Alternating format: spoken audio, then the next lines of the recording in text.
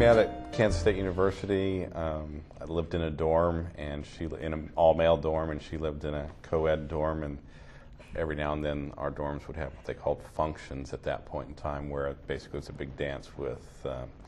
At that point in time, they had alcohol, but we weren't drinkers. It just happened to be that was the big draw. So anyhow, our floor invited her floor over, and that's where we met. I think for us, I think because of who we are, it just started to develop naturally. We were comfortable with one another. I think initially we were both pretty shy people, and so the fact that we could even talk as far as I'm concerned, that I could even talk to him, meant that there had to be something there. That first year was definitely an adjustment. It was kind of funny, the first year we had different lunches. She had first lunch and I had second lunch or something like that. And everybody said, and everybody's, well, that's so sad. Yeah, but to us it was no big deal because we hadn't had lunch together in like forever, type thing. So the fact that we didn't have lunch then was no big deal. Now it might be a different story. Now it's probably different. We do have the same lunch, and it's kind of nice to be able to have that time to communicate in the middle. About a year and a half ago, I guess. A year and a half ago, we got invited. This may seem a little funny, but we got invited to join a bridge group with some other folks we play bridge with. So we do have fun with that. It's only once a month, but it is a lot of fun.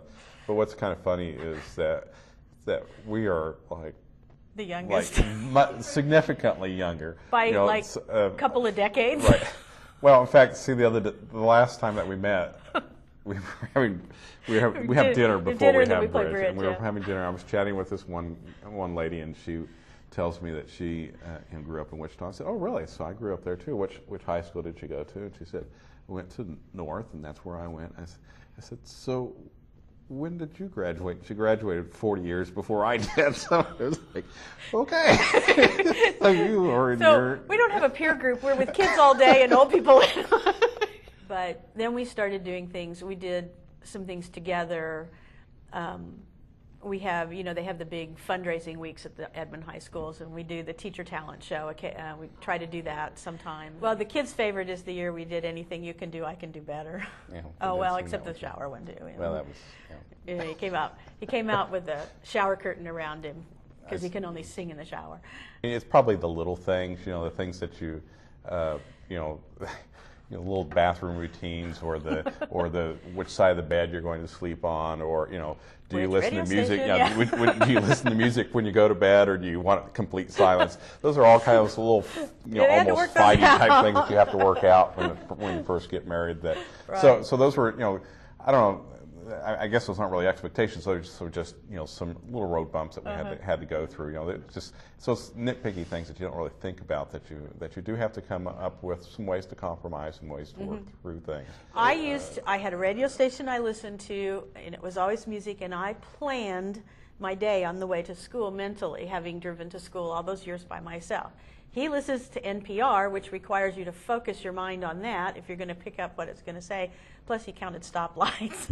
How many times we had to stop at the stoplights. And so we had to. It was an adjustment for me. Last summer, my dad purchased a trip to the Rose Parade for my mother for Christmas. And I was to travel with her because she doesn't like to travel alone, and my dad didn't travel. This last fall, my dad had to have 2 surgeries for subdural hematomas.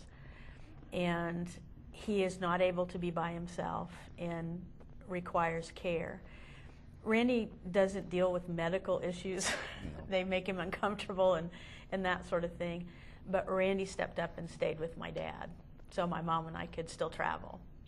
And that just meant so much to me that that's the kind of the way he doesn't make a big production of anything.